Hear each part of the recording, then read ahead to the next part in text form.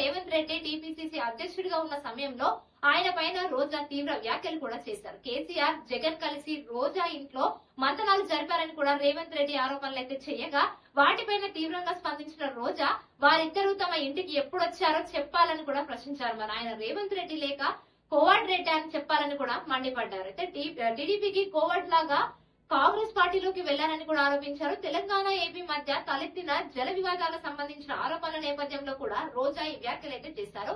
ఇక రోజా చేసిన ఈ కోవర్డ్ రెడ్డి వ్యాఖ్యలపైన రేవంత్ రెడ్డి తన స్థాయిలో విమర్శలు కూడా చేశారు. రోజా పాపం ఆడపిల్ల అని ఆమె పైన జాలి పడదామంటూ సెటర్లు కూడా వేశారు. రోజాకు మంత్రి పదవి రాలేదని బాధ ఉందని, ఆమె ఆరోగ్యం కూడా బాగోలేదని అయితే హేళన చేశారు. మరి ఢిల్లీ పర్యటనకు వెళ్లిన రేవంత్ రెడ్డి బుధవారం మీడియాతో చిట్ చాట్ సందర్భంగా కీలకమైన వ్యాఖ్యలు కూడా చేశారు. ఇక తెలంగాణలో 2028 అసెంబ్లీ ఎన్నికలు జరిగే పరిస్థితులు కనిపించడం లేదని కూడా మరోసారి అయితే పేర్కొన్నారు. జాతీయ పరిణామాలు, నియోజకవర్గాల పునర్విభజన వంటి అంశాల వేళ 2029లోనే ఎన్నికలు జరిగే సూచనలు ఉన్నాయని కూడా తెలిపారు. ఈ క్రమంలోనే దేశంలో జమిలీ ఎన్నికలు వస్తాయని కూడా మరొకసారి ఆయన పరోక్షంగా కూడా ప్రస్తావించారు. ఇదంతా ఇలా ఉంటే ఇక మరొక వైపు 2 రోజుల ఢిల్లీ టూర్ నిమిత్తం పార్లమెంట్ లో పలువురు కాంగ్రెస్ నేతలతో సీఎం రేవంత్ రెడ్డి భేటీ అయ్యారు.